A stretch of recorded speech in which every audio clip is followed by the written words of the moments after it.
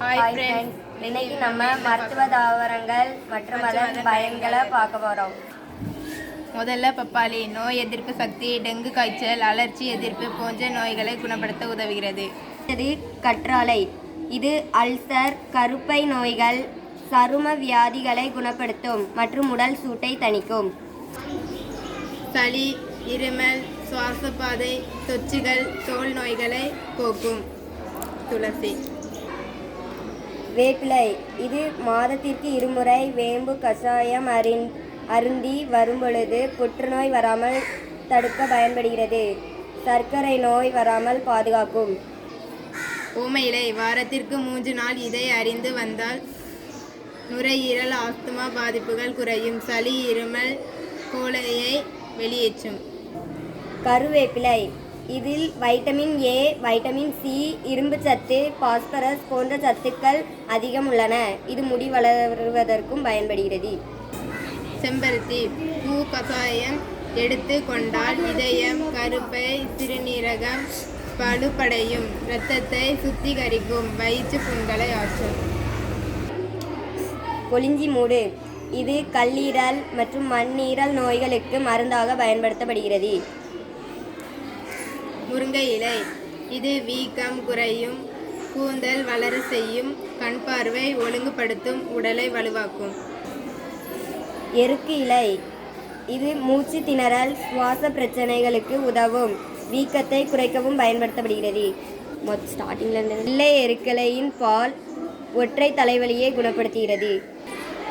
பயிர். செரிமானம் மேம்படுதல், இதய ஆரோக்கியத்தை பாதுகாத்தல், எடை இழப்பு உதவுதல். மலை வேம்பு. இது வயிற்று வலி, மாதவிடாய் சீராக அமைய உதவும், பசியின்மை, தோல் நோய் பிரச்சனைகளுக்கு மருந்தாக பயன்படுகிறது. தூதுவளை.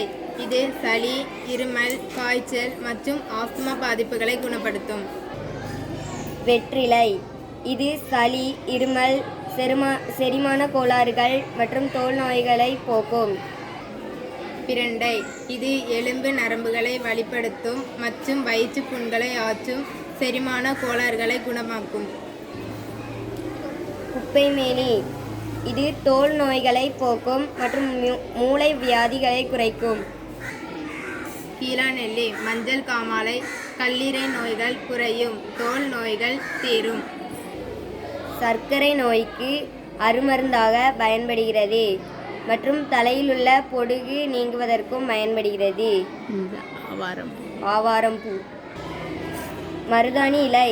இது தோல் நோய்களை குணப்படுத்துகிறது, உடல் சூட்டை தணிக்கும், இளநரையை போக்கும், பித்தத்தை குறைக்கும். நொச்சி இலை. இது சளி, இருமல், சைனஸ், தலைவலி பாதிப்புகளை குறைக்க செய்யும். நித்திய கல்யாணி. இது சர்க்கரை நோயை கட்டுப்படுத்தும் மற்றும் புற்றுநோய் பாதிப்புகளை குணப்படுத்தும். பொன்னாங்கண்ணி கீரை. கண் பார்வையை தெளிவாக்கும், இரத்த உற்பத்தி, தலைமுடி வளர்ச்சியை அதிகரிக்க உதவும். வெட்டுக்காய பூடு. இது வெட்டுக்காயங்கள், புண்கள், தோல் நோய்களை குணமாக்க உதவுகிறது. சங்குப்பூ.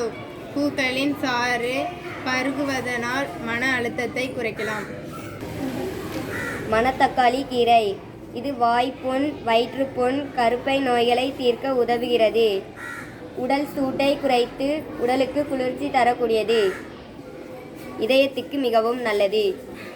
கணவாழை. உடல் சூட்டை குறைக்கும், குஷ்டம் மற்றும் நரம்பு மண்டல கோளாறுகளுக்கு சிகிச்சை அளிக்க பயன்படுகிறது, கண் நோய்களுக்கு சிகிச்சை அளிக்க பயன்படுகிறது, சிறுநீர் அடைப்பு போன்ற பிரச்சனைகளுக்கு சிகிச்சை அளிக்க உதவுகிறது. சிறுப்பு இலை. சிறுநீரக கற்களை வெளியேற்றும், கருப்பை நோய்களை குறைக்கும், உடல் சூட்டை தணிக்கும். கொய்யா இலை. இது சர்க்கரை நோயை குணப்படுத்தும். கோவைக்காய். சர்க்கரை நோய், ஆஸ்துமா மற்றும் இருமலுக்கு மருந்தாக பயன்படுகிறது.